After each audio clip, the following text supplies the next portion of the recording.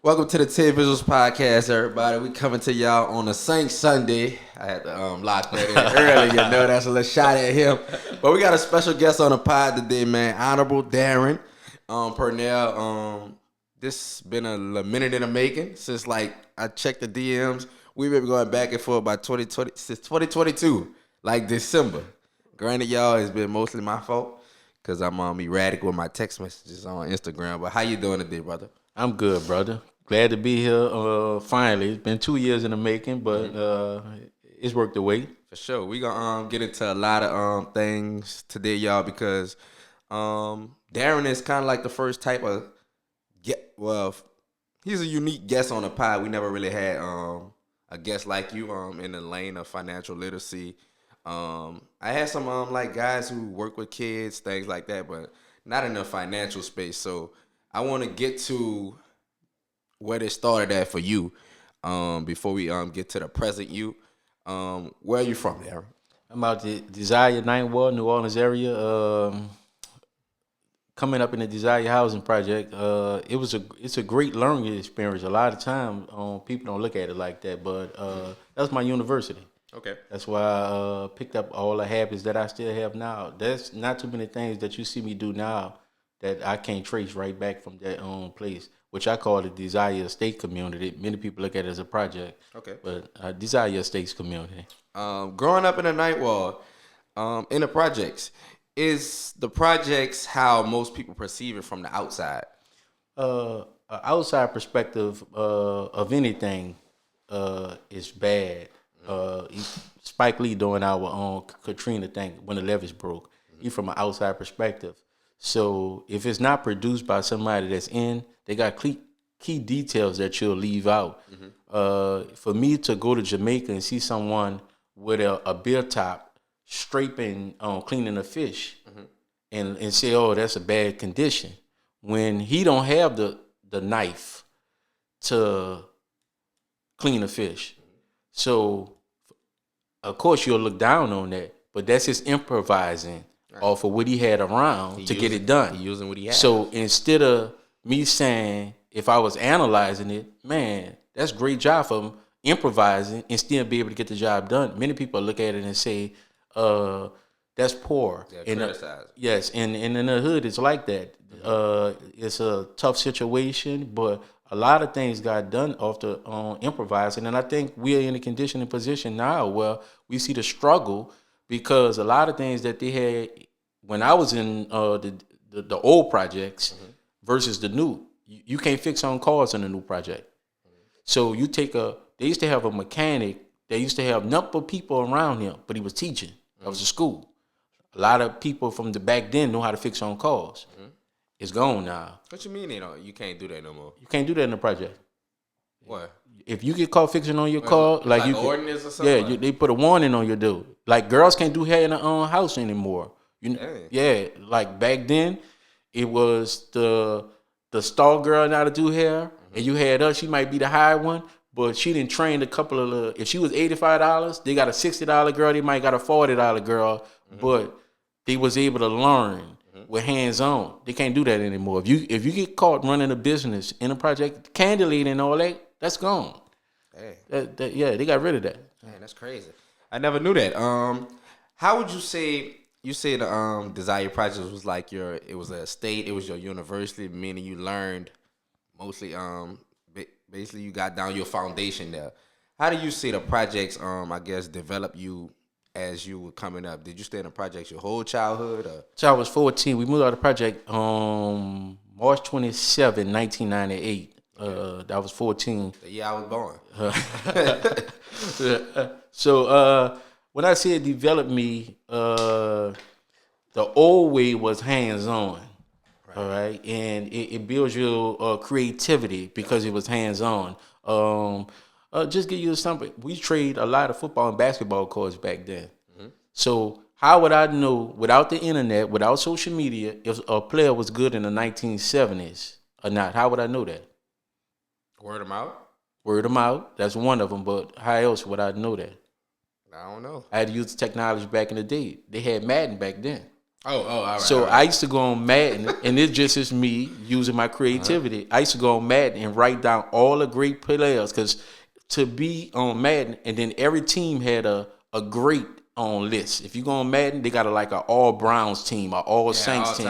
So when was the first Madden? But when was that? I think Madden was, if it was 94, 95, or 93, somewhere in there, but 98. But I was trading cards as soon as I figured out this niche. Okay. I wrote out all the great players from every team. So if I was trading football cards with you, I might see a player, you might have heard he was good, but seeing is everything. But I know Lynn Swine was good in the 70s because on the Pittsburgh team, they got a dot by his name, and he's a great. So as a Saints for what I do, you can already set you up. You think more is in having more. So I go get 12 Saints cards, and I say, man, I can have this card. You might hit me with, my daddy said this player was good. And I be like, man, look, I just want to fill out my Pittsburgh team. I give you 5 of these. And then you don't take 5, I say 7. But I didn't give you 7 ordinary players for this great player. Right. But for me able to do that, and for in the streets they call finessing. In the business world, that's a good business deal.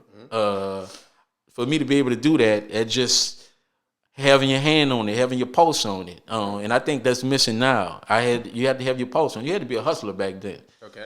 Yeah.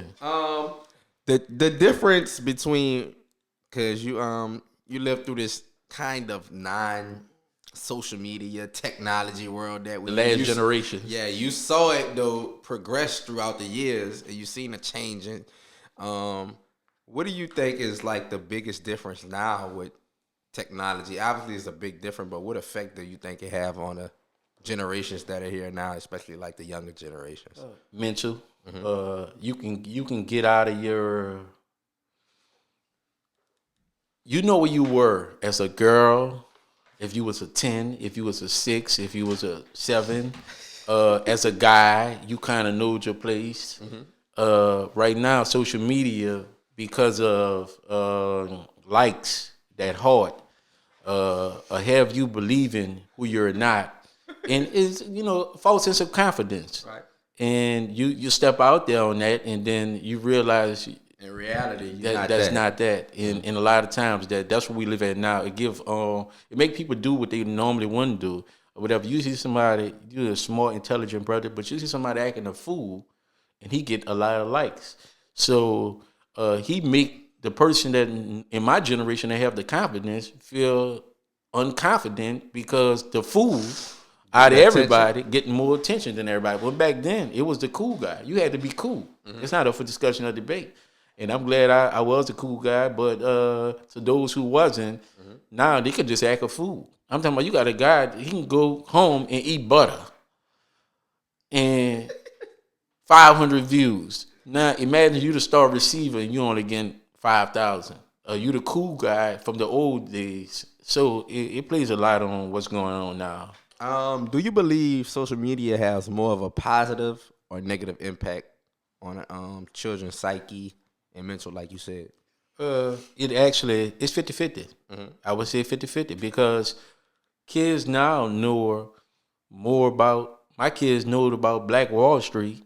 I was 30 years old before I knew they had a town all black. They know about it now because of social media. So it speed up their progression either way. So if you're a negative child, it speed up your progression. But if you're a smart child, an intelligent child, they really got people that drop knowledge on social media. Right. So if you following those people, it speed up your progression of like, wow, I ain't know this. I can go look into this or whatever. So I think it go hand in hand. But to the highest level is good, and to the lowest of the lowest level, like I say, people trying different things. To eat 2 sticks of butter, that's foolishness. You really saw that? I'm just, that's the type of stuff that you'll see on people doing or whatever. You're eating catch a fish and just eat a raw fish just on some dare Swallow or whatever. cucumber. Yeah, so that's the type of stuff they do. Even you see, hold on, but we did see this some with the crazy glue. People betting that crazy glue, because you got liquid in your mouth, it can't stick your mouth. People actually was gluing their mouth shut. Wow, what a challenge. Hey man, attention and going viral is some people go nowadays. Jay-Z said in one of his lines, he said, talk about success. It's a sickness, it's a disease. And some people. Yeah, that's the give and take with social media. You open to seeing more things than knowing like, hey, there's more to the world than just my city and where I'm from. I can make it big, but it also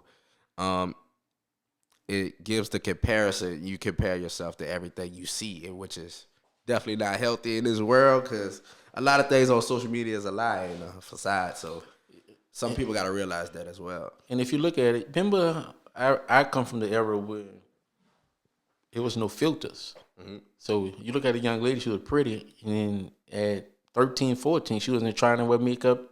They wore their own hair a lot. Mm-hmm. So you got to see the beauty in that person. Right now, some of the most beautiful girls at their own state, they still put a filter on themselves because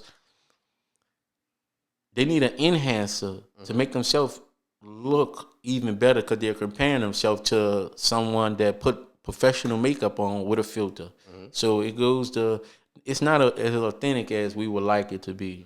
Right? Going invisible ink. But let's bring it back kind of to you and your story of how you progressed throughout years. What kind of kid were you through high school?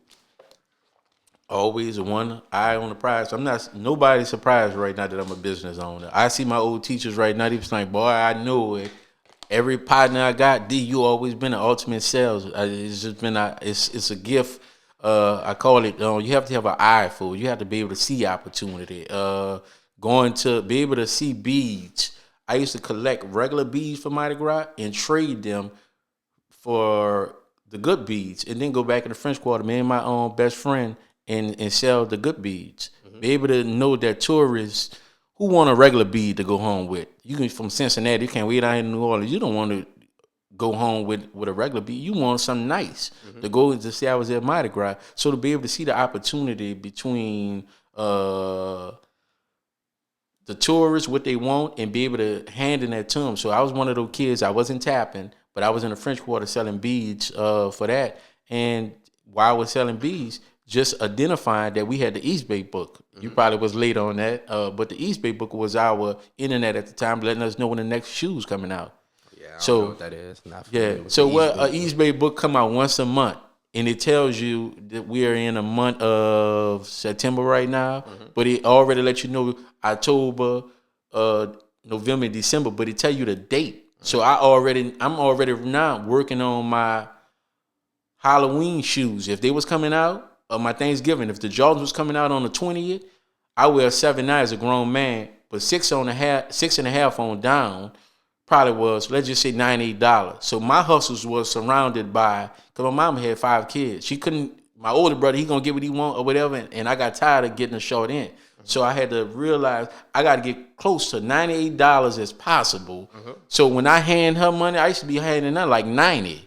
Like, you can get whatever outfit you want, but at $90, I should be able to get my Jordans. Okay.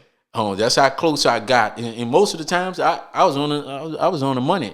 And then she started letting me go get it myself. So the older dudes that had cars, I just get in the car with them and go get my shoes myself. Okay, saying that.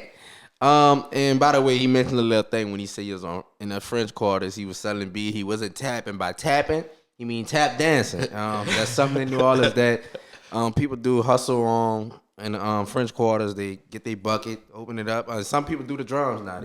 Hustle Man was a tapper. Oh yeah, I had Hustle Man on. Yeah, Hustle Man was a shout out tap Hustle Man. So that's some people in New Orleans do. I don't know if y'all do it in other cities, but some young people do that to make a little money on the streets and the quarters. But throughout high school, when you were in high school, you say you was the cool kid. A cool kid. I was one of them. A cool kid. You was part of that group, the Jocks. As you was in high school, you say you was that guy. Everybody knew you was gonna be a businessman. When did you start finding yourself? You think you found yourself before high school, or when man, you got there? that's the crazy. Even after high school, just man, my mother used to say when I was a kid, "Show me your company, and I'll show you you." growing up, not knowing I want to be a businessman, but not knowing no direction to go in. I mean, knowing I don't want to be a loser, but trying to figure out what to do. But like I said, trying to be in that class. yeah, that's the loser class I didn't want to be in. But to be around my top 4 friends, I had one of them in college, the other one was in a football star, and one of them was going to fill out to be a fireman. I remember this day. I'm like, man, he going to college. He going to come back somebody. He playing football. He going to be somebody. He going to fill out for a fireman. I'm like, man, I got to figure out what to do. Because I didn't want to be. That's the comparison, right? Look. I don't want to be no hang along or whatever. So I'm like, man, I got to get myself together. But my daddy always had a landscaping company, even in high school. So I started on King Landscaping right then and there. I'm like, I'm going to have my own landscaping business. So even though I was working for him, I used to just say it was my company. That's my first time hijacking his company. Like Junior, my wife and kid. Yeah, so it was one of those things, man. Your surroundings and who you're with, but man, I would say even after high school, I didn't find myself to like I was 21 when Katrina happened to about 22. Actually, narrowing down exactly what I wanted to do. And you don't have to be great to start, but to become great, you have to start. So I just started getting something rolling. Yeah, and that's the main thing. But I didn't know. And I think a lot of kids don't know. And it's nothing wrong with it. What did you just say there? Just now that quote. You don't have to be great. You don't have to be great to start, but to become great, you have to start. Okay, for sure. I like that. I like that. Y'all heard that? Clip that. That caught my right there. So, as you say, you find yourself at 21. This after high school. So, I want to get to the last. I want to kind of like chronological. I want to take it through 11th and 12th grade because this is when. Like you say your friends was doing this, doing that. I imagine this like right after high school or something like that. So, were you thinking about going to college in these grades, 11th and 12th grade? Actually, I didn't get that far. I dropped out in the 10th. Okay. The worst decision I made. I go in my mama's house and she got diplomas of every kid, and I dropped out. I think moving out of the Desire Project. We moved out of the project. My mama got the house like in March, but she wasn't able to pay the light bill. Okay. So we didn't move in. She had to hustle up the money to get the U-Haul and all of the moving process. My birthday is on the 30th. Of what? March 30th. Okay. We moved to 27th. When I seen a light bill, I said, "Man, don't worry about giving me no." That's the first time I ever didn't get a present at 14 because the bill's not in a project. You just pay rent. So whatever our rent was $14 for a 4-bedroom. We went from that to Section 8. So now you on Section 8, you got rent, you got light, you got water, and you got the grass. You got to cut the grass. What you mean? You went from $14 to Section 8. So you had to pay during Section 8? No, during Section 8, you got to pay for Section 8. You pay a percentage. So we went from paying $14 in a project. Okay. To my mother have to pay, let's say if the rent $900. They give you a percentage of the rent to pay based on your income. Okay. So you may pay let's say you pay $300. Okay. The government paid $600. All right, that's $300. But you still got the light bill. All right. And you got a water bill. And we ain't know nothing about cutting grass. Even though I was cutting grass with my dad, we stayed in the project. The project people cut the grass. So that's 4 bills, which that one don't really count because that and plus the cable. See, in the project, everybody had hookup cable. Right. You got to pay for cable now. So you stayed in a 2-parent household? No, 1 parent. Okay, got you. So just imagine paying $14 rent, hook up cable. You don't have to cut the grass. You don't pay light. You don't pay water. To now, we paying that. So that affected me when I was in there. And seeing my mother worked at 2 jobs, 7 to 3, and then 3 to 11. My mom, I used to wait for her, walk to the bus stop to get off the bus. And seeing her struggle, I'm like, man, school just wasn't it. I wasn't getting anything. And then we moved to New Orleans East. I should have went to Ava Reed. But it's that love, that 9-word love. If anybody understand, we bleed orange and green. I always wanted to go to Carver. But Carver was the type of school that I could walk around all day. It didn't help. I'm that person who got to hold me accountable. If you give me an inch, I'm taking a yard plus a football field. So they just let me walk around. So between my not being enthusiastic about being there, and not being held accountable. and then not being held accountable, they just let me walk out the gate. And like a free when I soul tell in you, there. when I dropped out, ain't not one phone call. Because my mom used to go to work, and I used to just stay home. Not one phone call ever came to our house and said, Mr. Daren Pernell. And I still think that, even though I dropped out, I hold myself accountable, but I think it's a school, a letter. Yeah, they just let me walk out. That's kind of crazy because 10th grade, what was your move after this? After you drop out, you say you stay home. Obviously, you want to help mom with the household bills and things like that. That can lead to the streets, selling drugs, all that. So what was your approach after you dropped out? I didn't. Now that's what. Once again, I wasn't thinking when I dropped out. That's an adult move, Right. But we moved in the East, so I don't have no friends around. See, the other guys that dropped out, they can hang around the project because they still stay in the project. Right. So by me not staying in the project, getting caught by truancy, and then my mom and I having a car, have to come get me from there. So I just stay inside all day. And I say to myself, like, man, being an adult, like, sucks. Boring, huh? Yeah, I ain't really had nothing to do. This what adults do when we at school? I really ain't have nothing to do. And I was so lost. I think if a kid was depressed, I could have said I was, because at that point, I didn't have no clue what to do or whatever. I just happy for them to get out of school. And then I started telling the job, because I'm working at Popeyes, I can come in early. And they start letting me work the morning shift. And now I say, man, now I'm a professional Popeyes worker or whatever, working the morning shift. Now I'm the only kid. I'm the only kid in there. The people, the adults work in the morning and the kids work at night. Right. I'm the only one in there with all the adults. I'm like, oh man. And then hearing these stories, I'm like, man, I am a loser.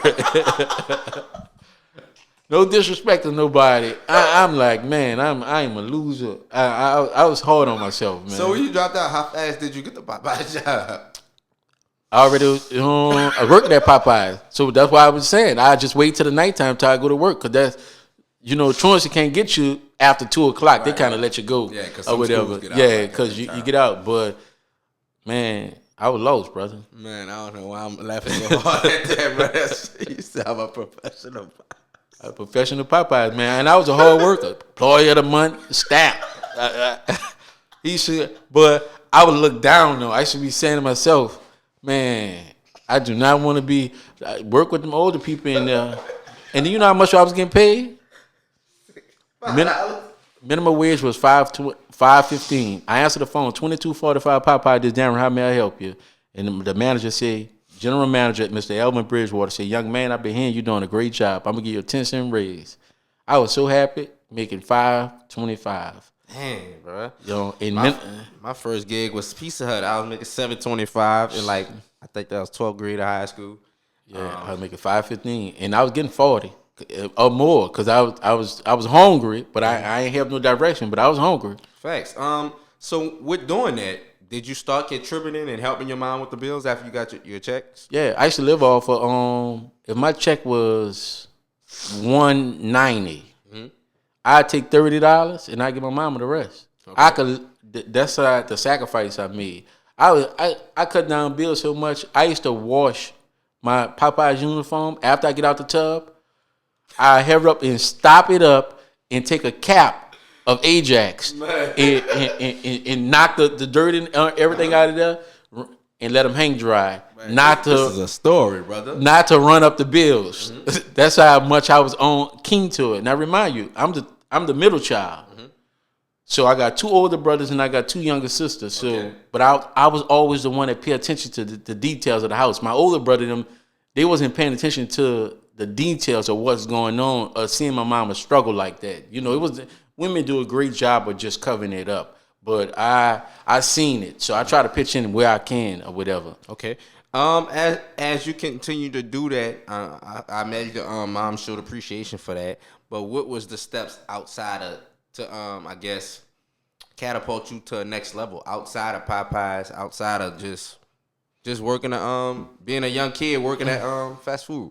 I was working there, and my dad had the landscaping company on weekends. So me and him got closer because he had a business. So remind you, my brother my older brother went to jail. Okay. So we never had that before. In the project, we ain't never get in trouble. My brother, first time going to jail, he got life. Damn. My second brother on his way to college. So now I'm working doing the landscaping thing with my father and taking over his business along with going through the learning how to drive phase. Are you in love with a girl or not? Just you dating, and then working. So it's one of those phases, brother. Just growing and working with my dad. I learned so much of being in that business world, of putting your hands on your money. No excuses. You got to get it done, and that's what a lot of men go out there. The rain, sleet, or snow. Yep. You got to get it done. It's not up for discussion or debate. This bill got to be paid. Yes. It's kind of we kind of seeing both sides of you understanding your mother's situation with her being a single parent in the household, getting the bills done. Then on whenever days you work with your father, seeing that he's busting his ass as well on that side. When did you start? You say you started developing more of a relationship with your dad. Working with him, what are some things that you learned from him and that he taught you that made y'all relationship closer? One, we never missed a day. Mm-hmm. So my daddy became a homeowner. Now, imagine your mother in a project, and my mother used to sometimes talk bad about my father, but I understand then. I never condemned my father for the condition and position they're in. Mm-hmm. My daddy always stayed in the house. He had bills. I understood that way back then. My mother stayed in the project with the one bill. Mm-hmm. So now imagine my mother and my daddy stayed 6 minutes apart. My mother, we on Section A, mm-hmm. and my father is going through home ownership. He just brought a house. Okay. They 6 minutes apart. My mother's on Section A, new to New Orleans East. My daddy on purchase a home. We never missed a day of work. And my dad had a job, and we cut grass. He never missed a day of work. He got up and got it done. So seeing the consistency, knowing that the responsibility is here, is on the table, this with a man, and you will see those ends are never meet, but to see someone work, getting up. My mama working 2 jobs, he working 2 jobs.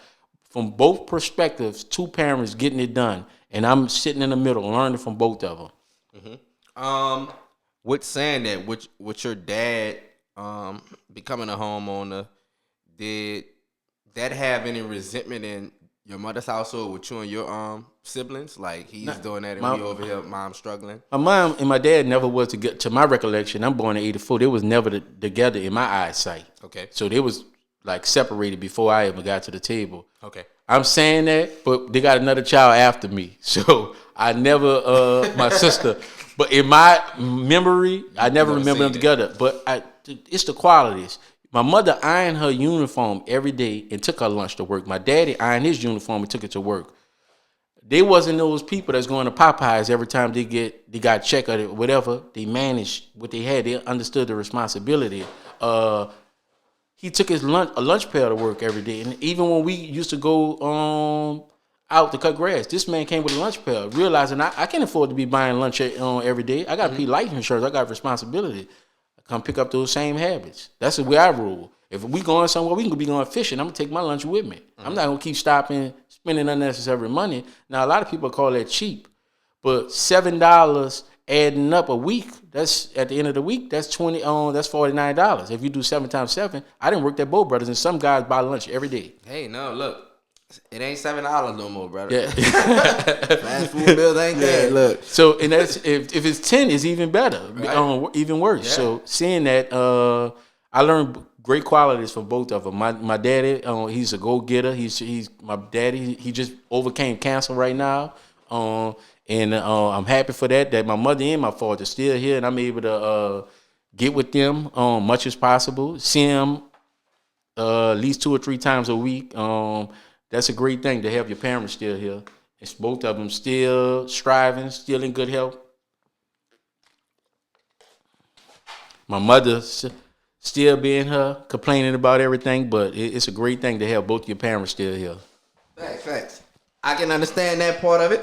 But I want to get to after this now. We want to get into the building of honorable Daren Pernell. Now, before we get to that, I want to get to this name because it's a unique name before the podcast. Right. I didn't know that was your first name. You say some people think you're a judge. Where did the name come from? Did you ever ask your mother or father, whoever named you? Well, as I started growing in business, it's actually, and this is my first time on actually doing the interview when I'm talking about it. It's an add-on. What I did was, as I started growing in business, I started realizing when I went to the stage, as I'm studying some of the greats, how can I skip the line? I was looking at the Jamie Foxx story. Jamie Foxx's name is not actually, I forgot what Jamie Foxx's real name is. I looked this up like a couple months ago. And he changed his name to Jamie because he wasn't getting known because he had a guy named, he realized girls was, they was getting picked first. So when they see Jamie Foxx, they call him Jamie Foxx, and it sounded like a woman name, and he got picked. So I said, "Dang, I have to for the I said, so I went down there to the court. I didn't know how to go about doing it, but I had my guy down there. I said, man, I want to add honorable to my name. What did it take? And it was easy. So I added honorable to my name. So now when my name is called, whenever it's seen, I'm pushed to the front of anything where I want to be at anyway. So if we had a book thing, I'm on any podium or whatever, they push me to the front where I want to be at anyway. It bring a higher value when they hear it. Yeah. Daren Yeah, so Pernell. that's how they said. So with all the notches I started getting under my belt, I added it, and I would say it did wonders. When I go to the airport or anything, they see my name, they automatically give me the respect of somebody that has it before they ever met me. But once they meet me, they bow to it anyway. But they already assume he a judge. He got to be somebody. Mm-hmm. Then I'm a suit wearer. I wear a suit almost every day. So when I go in places, I didn't win in criminal court. And I shouldn't say this in Orleans, and you know they search everybody. But as I'm going in or whatever, somebody on the other side say, "Hey, honorable," and they just flag me in, thinking I have somewhere to go. I think I'm gonna just add sir to my name then. Look, Yeah, but even Mr. T, if you pay attention, he added Mr. to his name. Mr. T. Back then they was calling him boy. A lot of actors. I never knew that. Back then they called black people, from a white perspective, boy. Oh, okay. So he added Mr. Everybody called him that. He added Mr. to his name, so every time you mention him, you have to say Mr. T. You can't call him boy no more. So that was the thing that he added to his name. Okay, got you. So y'all got the roots of where honorable came from. You know, that's an exclusive on the TaeVi podcast. We appreciate you laying that out there. I might have to steal that from you though. But let's get to I want to get to some financial literacy things from you because you've been out here teaching the kids in Orleans, and I don't know if you been in St. Bernard teaching them. We talking about the parishes here, y'all, but New Orleans based, going to schools, talking to the kids, and you created something with this financial literacy thing, and it's been a big topic the last few years throughout over the social media with what I'm trying to say, inputting these classes into high schools and middle schools to teach kids young because the debt in the U.S. is outlandish. So, what are some things that made you want to do this? As I started getting into business, man, I made some horrible mistakes, but I didn't know. So it's not business people around. It's not people letting you know. I was told that your life insurance is for when somebody died. I didn't know you can get a IUL and use it while you're living. Cash value, huh? Yes. I didn't know that you have to get a LLC and a EIN number, and you could use that for different things or whatever. I didn't know these things. And once I learned them, I'm like, if a kid know this coming out of high school, he going to hit the ground running. He or she going to hit the ground running. Mm-hmm. But who's willing to teach it? So for me to go to the Juvenile Justice Center and banging on any door that will allow me to come in to teach our kids, just because this is value, you're going to need this. You don't pass go, you don't collect $200 without it. You make tremendous mistakes when you don't have it lined up. So to know that right now, to have a family trust, I didn't know nothing. Like you have to have a life insurance. We always told you have a will. Mm-hmm. But even if you have a will, you still got to go to probate court. Mm-hmm. So it defeats the purpose of Aretha Franklin paying $3.5 million for her estate to go to probate court and have to pay, when if she would have had a trust, the next in line would have just stepped up and paid nothing. So that's before you continue, that's kind of crazy because me and my friend, we was just talking about these same things you mentioned like yesterday, like life insurance, a will, a trust. We was talking like, man, as you get older and gather more assets, you're gonna need to have a trust because you don't want your when you pass or anything happens to you, you got to have your assets in line so people don't have to go through loops and holes to get your assets who need them, like your wife, your kids, anything like that. So, but you can continue. Go ahead. yeah, so we have a game actually. I'm gonna bring it to you, and I want you to have it. What I call it is financial ball. Okay. Everybody cannot play basketball. Everybody cannot play football. Everybody can be a major rate. Everybody can be but everybody got to play financial ball. Yep. This sport, everybody have to play. So I put it into terms like that, from Job Corps to the Juvenile Justice Center to OPP. When I walk in, you'll be amazed how many guys didn't know these things and be like, wow. And this could have been taught. This probably would have saved some of them from going on to the jail. That's why I do both sides. I go to the jailhouse institutions, and I go to the school. But when I do my corporate corner classes, I pull up in the hood where everybody hanging out, pop a tent out. When I drop the knowledge y'all dropped, they be like, man, if I would have known I can have a grocery store, and I don't have to pay all this money because I'm running it off of Net 30. Do you know the grocery stores in our neighborhood that make all this money from us? They're running off Net 30 accounts. Mm-hmm. And most people say, well, Daren, what a Net 30 account is? You get the order. I'm talking to drug dealers. I put it in drug terms. The big man fronts you. Coca-Cola, you front you what you need. Mm-hmm. Lay's potato chip front you what you need. Big Shot front you what you need. A meat company front what you need. And then you got 30 days to pay them. Would you think you could be successful in business if that happened? It's basically on terms. Yeah. You get your orders and you pay them on terms. You don't pay as soon as you get that order. And now that these guys know that, they looking at the corner store side eye now like, hold on, I'm thinking you got some special certificate or you doing something special. Nah. Mm-hmm. It's just they understood, they was taught, but we was never taught. And now when you bring it to our people, and I'm speeding them up quickly. I got a board game, like I told you, coming out called Financial Business, Enhanced Financial Business Game. It's something like Monopoly, but you'll go through the loops of the business world, and our kids will get it, and we'll quickly start dominating like we do in everything else. Mm-hmm. That's very interesting. Also, I want you to elaborate more on. You said OPP, Job Corps in the school for our 9 New Orleans listeners. Can you explain what Job Corps is and OPP for the OPP is Orleans Parish Prison. That's the prison in Orleans Parish. To those who don't know, in Louisiana we have parishes, not counties, so they're just like a county for everyone else. Is to have a relationship with the sheriff, Susan Hudson. And this is another thing with my political connections. When I came up, no one had that I knew was able to get on the phone. So we're able to get on the phone with the Honorable Susan Hudson, the sheriff of New Orleans, and present the plan to her. And she said, come on in with it. To be able to get on there with Dr. Williams from the Juvenile Justice Center, where the juveniles is held at. She said, come on in with it. 2 times a week, I actually have a course there, and they get to graduate and everything. They get to take the test or whatever. They say, come on with it. Every summer camp in Orleans Parish, say, come on in it. Come on with it. So to be able to work with NORD, to be able to work with Juvenile Justice Center, the OPP, and Job Corps. Job Corps is for our young leaders that's coming up that have tried to advance themselves in some type of way with a career.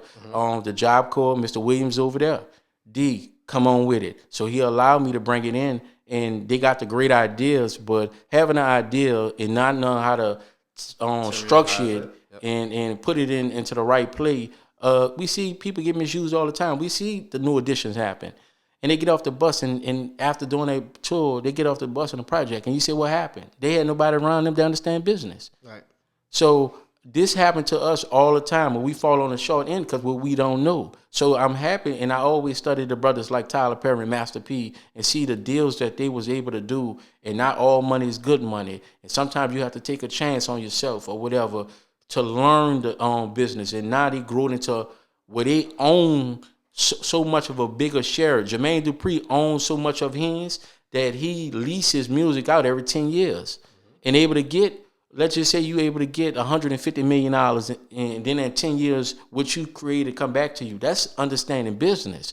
And a lot of times, we never understand the business part of the game, but we in the game. And that's why we always get taken advantage of it. So I want to get it to us quickly and faster as possible for us to learn the business part of it. So when we do start doing business, we don't fall on the short end no matter what. Facts. We call that licensing deals, y'all. You keep control of your product or whatever you have, and like you said, it's basically like you renting something out, leasing it out for a long, and you get it back, and you can do it again. And I'm asking you a question: if you go to a photo shoot and you take the pictures, who you think own the pictures? What you mean, you? No, Especially if you have a contract. that's what I was just about to say. If you create me a logo. Mm-hmm. And I put that logo, and my business go on and make $80 million, and we ain't sign no contract, you still own the rights to that image. Yeah, because that's kind of because it's certain. I think it's called perpetual property. Yes. I think it's called that.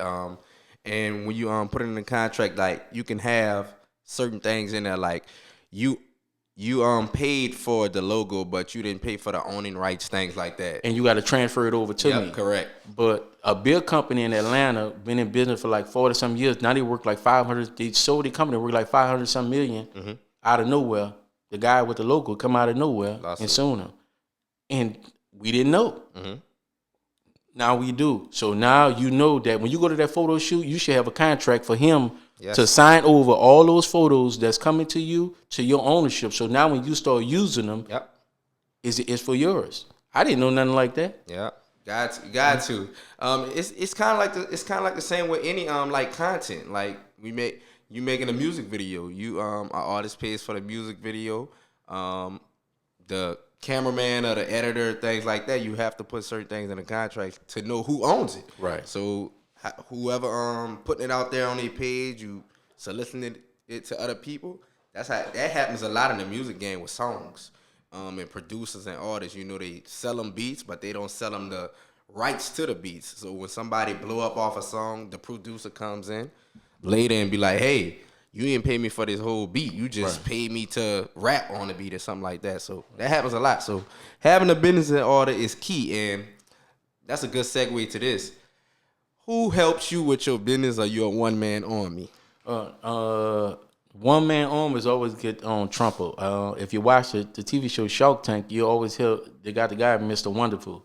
He always Kevin O'Leary. Mm-hmm. Kevin O'Leary always say that you're one man. You got a great product. Mm-hmm. But if you walk in the middle of the street and get hit by the bus, where my money go at? Right. So to be able to have a team, my fiance, she's great in helping us being a two-headed team, two-headed monster, and our staff. Shout out fiance. The Honorable Elijah Muhammad say a man that find a wife find a great thing, and you find a man that without a great wife, then you find a man stumbling. I truly believe that. They help stabilize. She's the sweetest person in the world. As me willing to tell it like it is, she'll go on the rum and calm the whole rum down. But whenever fearlessness got to be in the rum, that's me. So we two opposites, but we work together. Mm-hmm. So to be able to have a family business, working in the financial field, that's different. Using our experience and using our team, working together just to build something on family. But the crazy part about it, all our kids have businesses. Mm-hmm. How many kids you have? 5. You just like your mom. 5. Look, 5. That's great. What's your insight on you and your wife, or you and your fiance right now, wedding coming up? You having like a different structure from your mom and your dad. Y'all have 5 kids, but you're in the same household with your kids, and you're taking that step towards marriage. Did you see yourself doing this coming from a single parent household? Yeah, I always wanted. I know that the strength of having my mother, seeing her making it happen. Now imagine if she had a man next to her and they working together. Right. That money management skill. Yeah. So So seeing the power of what a woman brings to the table and what I bring to the table, and it's a great asset. But I always wanted to be married. I never was even though I was a popular kid, I always dated the top female, but I dated the top female, but I never was a whorish man. I never was the type of man. Yeah, I always had a nice, beautiful woman on side of me. But if I'm dealing with her, when that's over, then I move on to the next. It wasn't me talking to all of them at one time, so I never carried myself in that manner. Oh, you was that guy who had dealt with all the the friends, because all the hot girls hang together. So you don't want to go to the next one. So I did pretty good in my life. Whatever.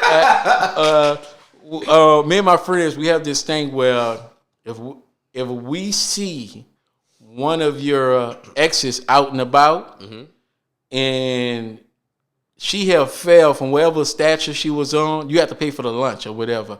Meaning she could gain weight?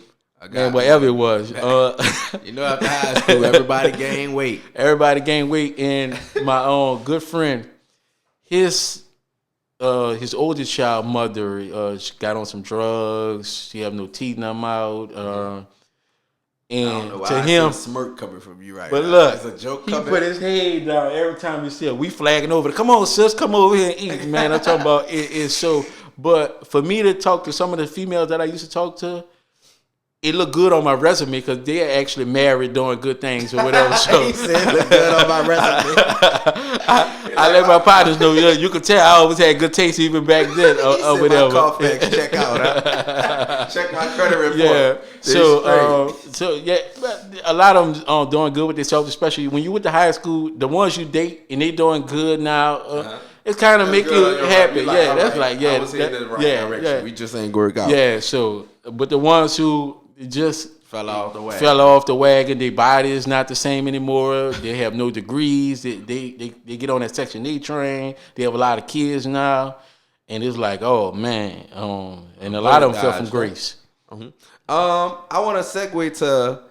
I seen you, Sydney, you had a proclamation from City Council. Explain that a little bit, because I want to know what is that. A proclamation from the city. I actually have 3 of them from the city. I have city.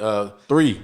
My first book, Strategies to Become a Young Entrepreneur. It was a top seller on Amazon. Okay. The name speaks for itself. Strategies to Become a Young Entrepreneur. They gave me one for that. I actually helped organize the 50 years of hip hop in New Orleans. I was on that, so I got one for help organizing that, and I got another one for Youth Day. Youth Day in New Orleans. I'm actually sponsor our company, Enhanced Finance. We are sponsor for Youth Day. Youth Day is every 4th Saturday of every month on a different park in the city of New Orleans. Is actually free for kids to come out. We have spacewalk, music, food, everything in a different park throughout the city of New Orleans. Uptown, downtown, New Orleans East, West Bank we did it on. So they gave us one for that. So shouts out to the city. From now we are getting recognized for some of the work that we have been doing. I see. How does one get recognized for that? Do they reach out to you and your partners, or? When you put the work in, they see mines, yeah, they get to see it. Or somebody else, that's like the work that you're doing. I can actually call who I knew down there and say, man, this guy here is doing a great job with pushing the community forward, pushing us forward or whatever. And they'll look at it with your resume. But it's all in, not all in who you know, it's all in who know you. So to get some things pushed forward. So I'm happy. It was a great honor to sit in front of the councilmen and to have a relationship with like 4 of the councilmen up there in the city of New Orleans is great. I want to ask you this. When did you realize you wanted to help the younger people in this world? What was that? Did you have an epiphany one day? When did you find that out about yourself? My godmother and my mother. My mother, the leader we have, my mother used to cook for the church. She'll use her own money and make the hot dogs or make grits in the morning for us to eat when we went to church. My godmother, if you stayed in a project, if she knows your birthday, she put your name on the calendar and you was gonna have a little birthday party. She bake a cake and she'll gather all the kids around. And I used to be saying, man, how's she able to give 40 birthday parties plus her kids in 1 year? But that's the type of person they always was giving people. So I come from that. So I know one thing. My mentor, I say this man have the greatest influence on me on any other man. Mr. Perry Tober. He passed away in '09, but Mr. Perry Tober to take me under his wing as a kid, have me around him, help buy uniforms for other kids. Him and Mr. Ernest Lewis, and that's my teacher at Johnson C. Locke and my principal. So for me to see the things that these men have done and see the impact that they have, I say, man, when I get older, my suit game come from Mr. Ernest Lewis. So I said, man, when I get older, I'm gonna wear suits like Mr. Lewis and I'm gonna give back. So every chance I ever got, before I started to make a lot of money or anything, I made sure that I paid forward because it was done for me. Okay. Shout out Mr. Perry Tober. I want to get into you writing books and how did this come about? Same thing, same question with the last one, helping the community. What made you, where were you when you sat down and said, you know what? I want to write a book about finances and helping young entrepreneurs. This is not a shot to the school system. The first person that they ever gave me a Black History report on was on Malcolm X, and I skimmed through his life. Do you know I used Malcolm X all the way up into 9th grade for Black History Month? Easy. Because nobody never checked. I'm using the same basic little stuff that I know about him. But as I started to study him as a grown man, I realized that he didn't finish his autobiography. Alex Haley had to finish. Alex Haley was the director of Roots. Okay. So for Alex Haley to have to finish your life project, I said to myself, well, Daren, if you don't start writing now, then what's going to happen is somebody else going to tell your story. And I realized that when you mess up right now, biblically, they say what the Bible says. If you mess up in the United States, they say, well, with the Constitution. I realized that the people that wrote in the Bible thousands and thousands of years ago, but they wrote. So they word in what they think still exists because they wrote something. With the Constitution, they wrote something. So if I want my style and my way to still be alive, I have to do it in a book. And 22 books later, and if God spare life, I'm gonna write many as possible to constantly give my thought and my perspective on the world. Now, when I die, nobody gonna say, "Well, the Honorable Daren felt like this," or "Daren was like that." They're gonna say, "Nah, you could read his book, hang on your level or better. You could read his book on the power of the handshake. That brother didn't believe in that." So just giving my perspective, and I think I have a great one. So I think the world needed it. So that's why I wrote. Heard. What is your process when writing a book? Because I know when you have books, you have the writers and you also have the editors who go over you and fix up a little bit of things that need to be cleaned up, grammar, how you should do this. But what is your process of writing? What do you have like a chamber you go into? Is it stuff pop in your head throughout daily? How do you get your books I use started? my notes in my phone. That'll start off a topic. Just like when I said, you ain't got to be great to start, but to become great, you got to start. I might hear a good quote in my head or hear somebody else something, I put it in my notes. That might start the topic off. But when I have life experience, I don't think I wrote yet a book that deal with my own life. All my books is motivation and help books.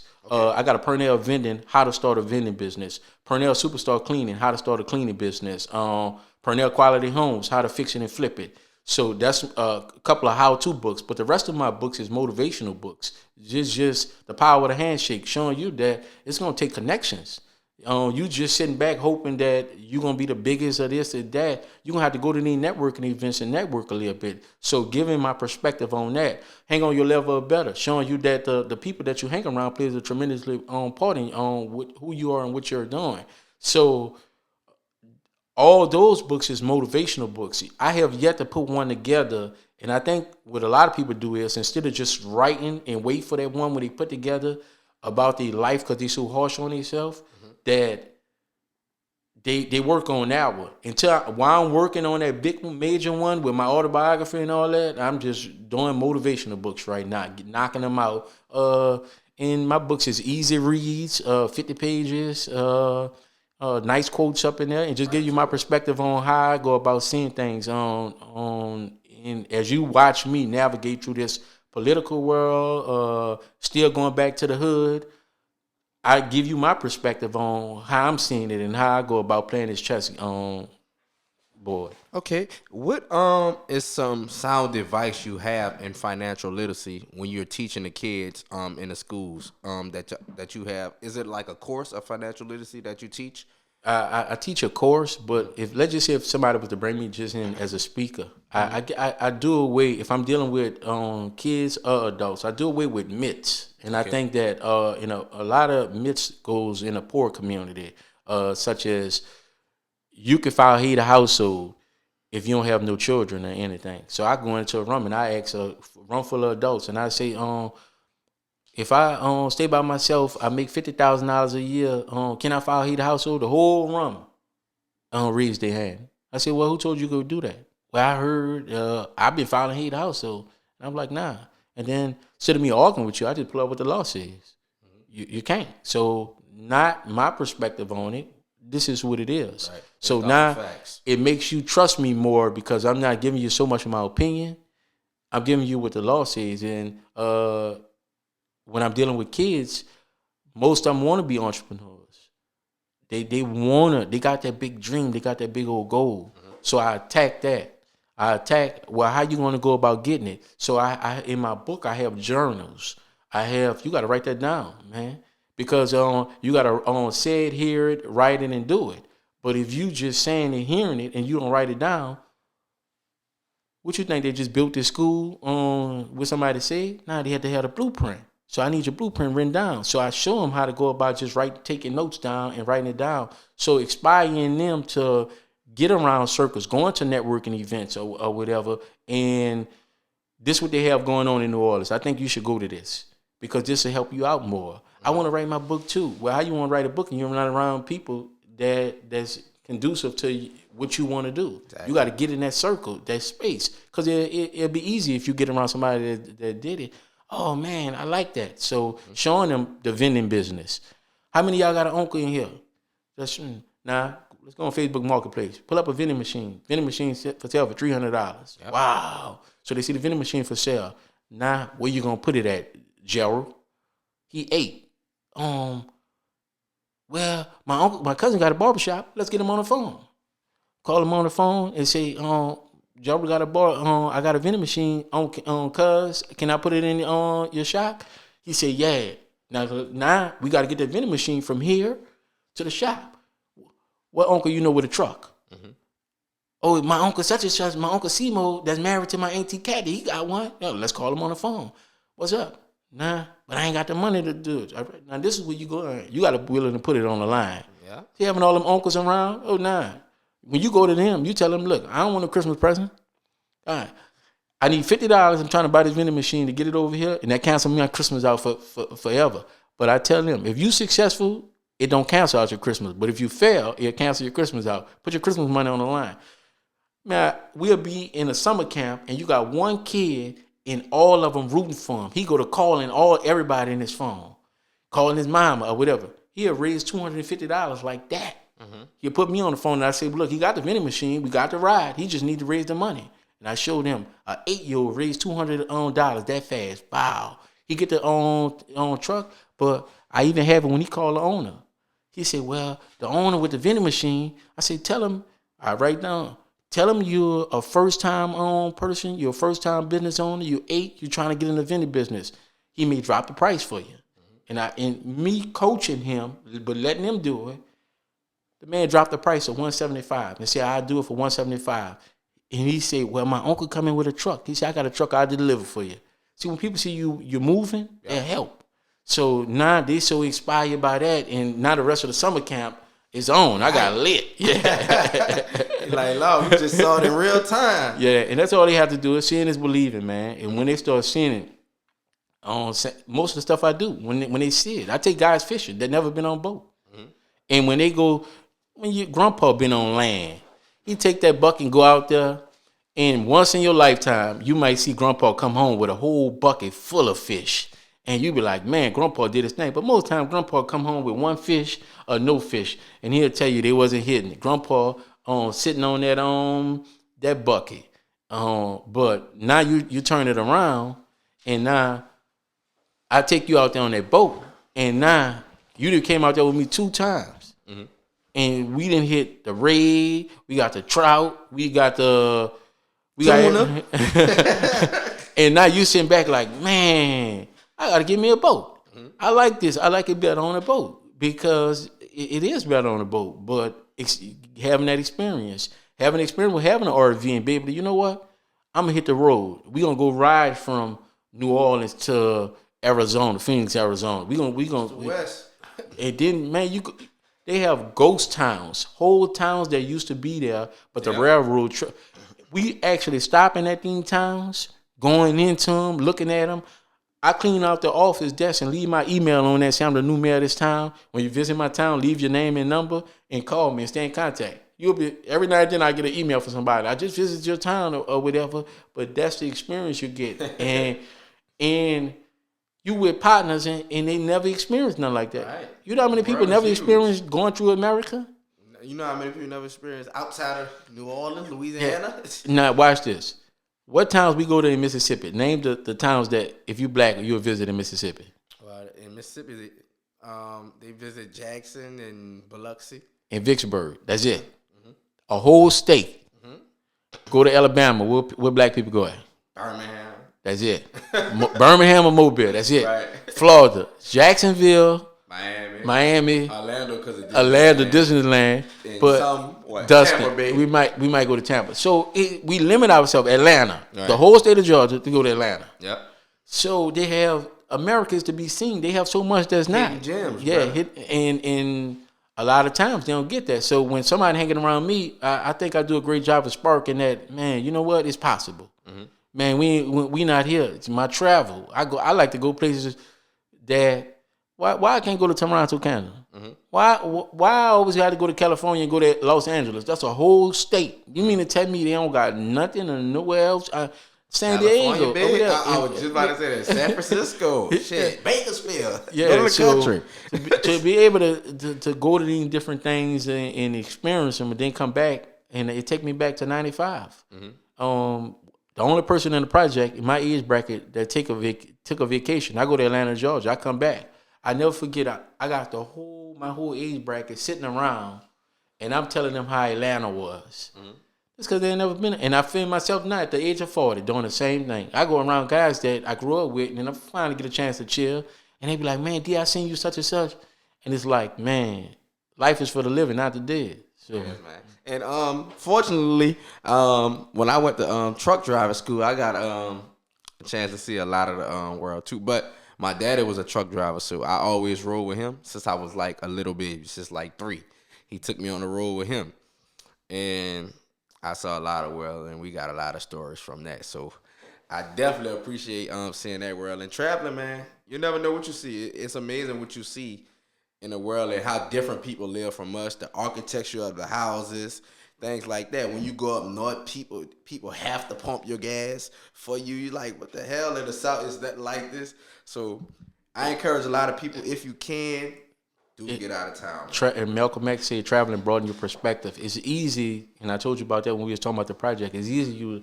I don't call it the ghetto no more. You'll never hear me say it, and it offends some guys.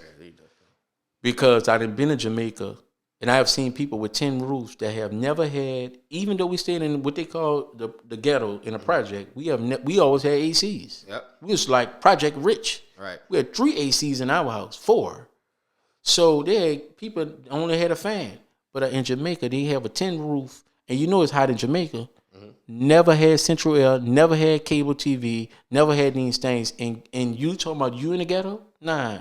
I know that's how it was similar to that in 2024 in the Dominican Republic, as me and my friends riding ATVs, people living in the same type of homes, no AC, open houses, just and no shoes, no nothing. It's really like the slums.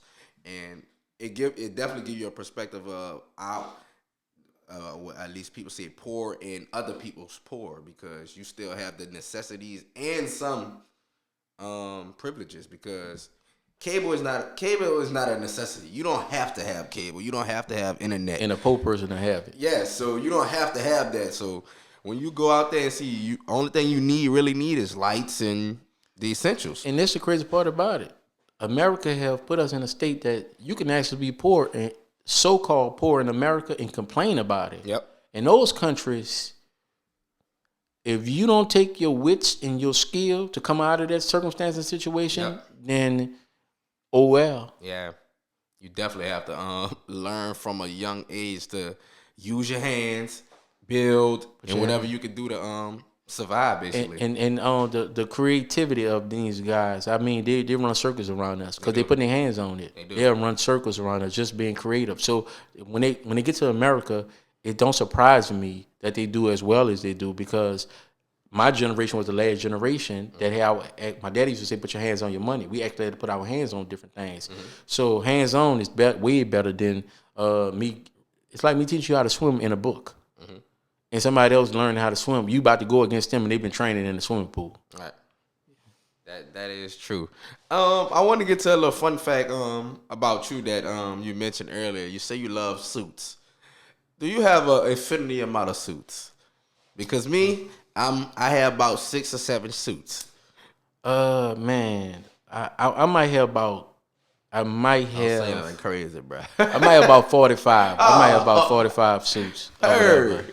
And the Do you mix and match or you use basic colors? No, I do basic colors. Believe it or not, so you don't throw on the tan jacket with the blue pants? It's really you may see me like that, but it won't be a suit. I might have a blazer on and some slacks, some regular slacks on with a shirt in a semi form or whatever. But most times, all my suits it match. Okay. I'm not comfortable like that. Mixing and matching. Yeah, I'm not. But I see some guys do it, and they better at it than me. But not like that. All right, for sure. I want to get a little bit outside of the business. Honorable Daren, I want to talk a little bit about just some things you do outside of business. What are some things you like to do other than kicking it with the family? When you have 5 kids, it's a lot. I fly. Yep. I just got my pilot license. So that, man, it's a great experience. Once again, when I met some guys. Imagine your week. This is your weekend. You getting off for Thursday. You work 4 10s, and you get off for Thursday.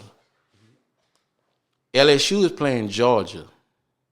So you got Friday and Saturday for that. You wake up Sunday morning and fly to Jacksonville. The New Orleans Saints is playing Jacksonville. The game start at 12. You leave after the game at 4 something, and you back into New Orleans at 6 o'clock. What a weekend. If I were to get a van and say, come on, man, we're going to drive all the way to Atlanta, and then we're going to drive to Jacksonville, and then we're going to come back to New Orleans, and then you got to go back to work Monday, it's too much driving. It's like you're tired because you spend more time on the road. But that's how fast you shorten down the time. And these guys that did this, they worked at NASA, so they were talking. I'm like, man, how y'all got into flying? And these guys, they're younger than me, like 23, 24, and one of them 27. So as they started showing me, I started taking an interest in it. I'm like, man, it's possible. So as I started paying for my flying on lessons or whatever, and realizing, man, it's so easy or whatever. The headsets we got on, a switchboard just like that, and you're in the air, and you cutting down time like it ain't nothing. So when I see when I have speaking engagement at different places, and I'm able to get on a plane from riding. When I first started going traveling, I was getting the cheapest ticket, just getting the cheapest ticket, to getting in first class, to riding private, to now I can fly myself and on the verge of looking to buy my own plane. What made you do that? Take those steps to stop getting the lowest ticket, to flying first class, to getting private. What made you do that? Me, wherever I'm at, I always like the elevation. Elevation causes separation.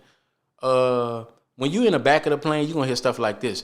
Girl, I called off for the weekend, girl. I'm about to go do the weekend Saints in Atlanta play. I'm about to go to Atlanta. They think I'm sick. Oh, don't put me on social media. That's in the back. When you get to the front, somebody got some business going on. Right. How I got to coffee is I was sitting next to a guy, and I was telling them about my vending business, and I wanted to expand on my products. I was telling them I take the water bottle and I put Pernell vending on it. I got my own cookies in the machine now. I got my own vending snacks, and I got that from Walmart. Walmart got the Walmart brand of things. So I say I got my own brand. I say I'm always looking. He said, man, if you're interested in adding coffee to your brand, then you will. And I said, yeah. So I created Pernell Coffee and Tea. So now these same businesses I go around, I look at the table and I see Forgers, a community coffee on there. And I asked them, I said, well, I have my own coffee now. I give y'all. The only thing community coffee and Forgers do, they give them the coffee pot, but you got to buy the coffee from us. So I go on Facebook Marketplace, find coffee pots just like they have, hook it up to the plumbing, and now they get their coffee from me.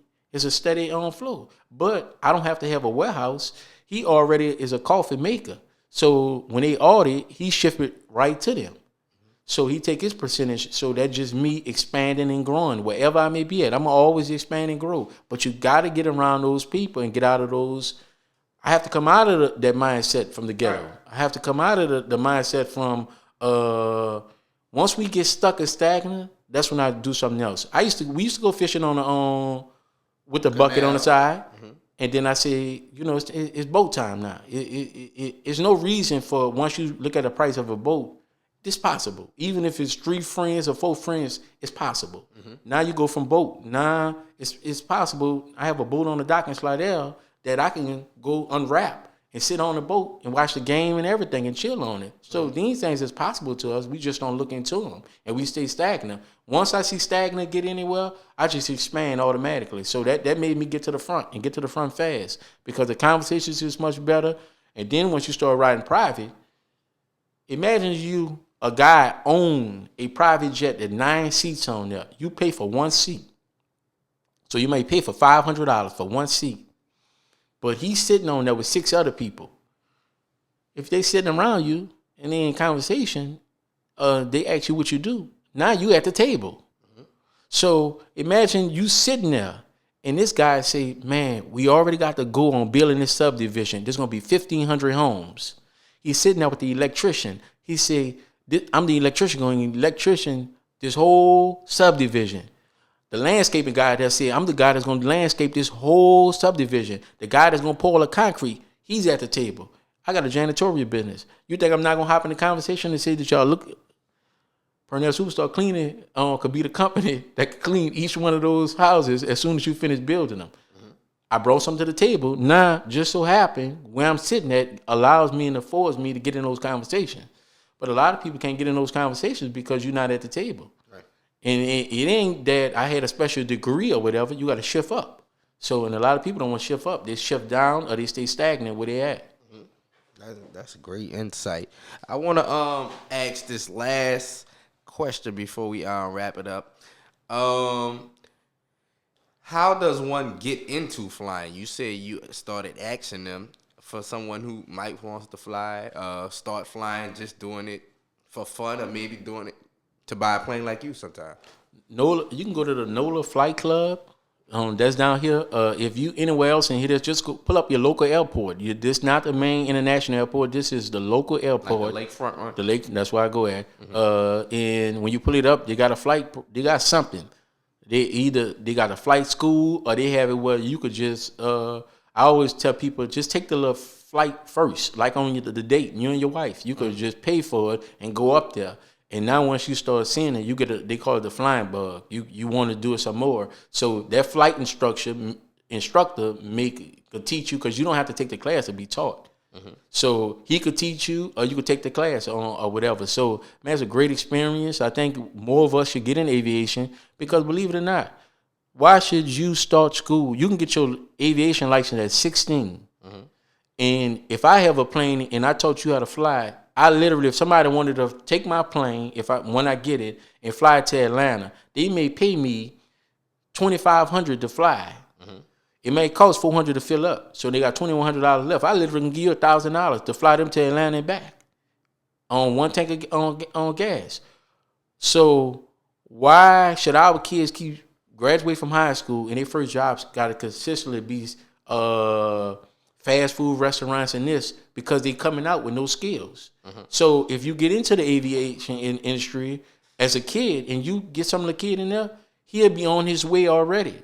Minimum wage, or he'll be so far past minimum wage because he can fly. It's a skill that everybody don't have. And it's good to get them when they're young. They got a lot of 16-year-olds, man, flying. Them little planes you see in the air, it's not always, it might be father and son. And that son, 16, and can handle it. And it'd be so amazing when I go to these places and I'm like a fly in a bowl of milk. We are missing in that industry. And I think that whether it's a mechanic part of it or you flying it, I think we need to start heading in that direction because it's a growing industry. And you know how it is once we get in there. I'm telling you, we dominate wherever we get in there. It's just us getting in the door. Scale of 1 to 10, how hard is it for you and how scared were you? To fly? It's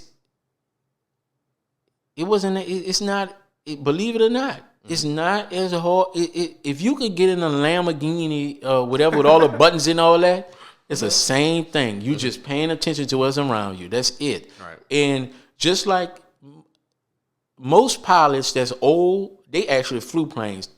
Today's pilot is just like anything else.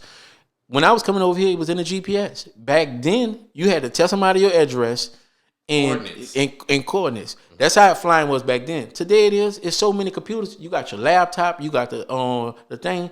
If you put the GPS in from here in Atlanta, they got a red line that's gonna have you going straight to Atlanta. You just have to follow that line.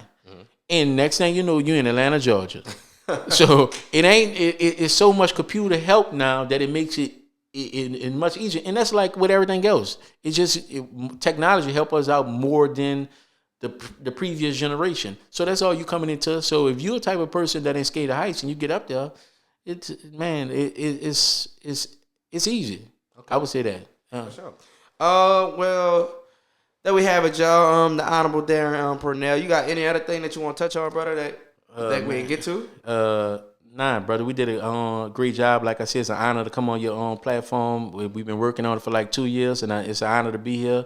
And if you need my help and support in any type of way, I will. And if you're trying to get an interview with somebody that you may see me with, just reach out to me. I got you. For sure. The interview I want to have is the one you propose on the plane. When you get your plane, we want to get that done because that's going to be crazy. Yeah, that's going to be – I can't wait to see that in the air. And then, like I said, that experience, like I told you, when I had my boat, I don't not just get it for me, but take guys that love fishing on a boat to give them that experience. Yes. Taking a guy like you on there, and then you saying, man, I'm getting it's in reach now. I can see it or whatever. So to give you that experience, that's me all day. Okay.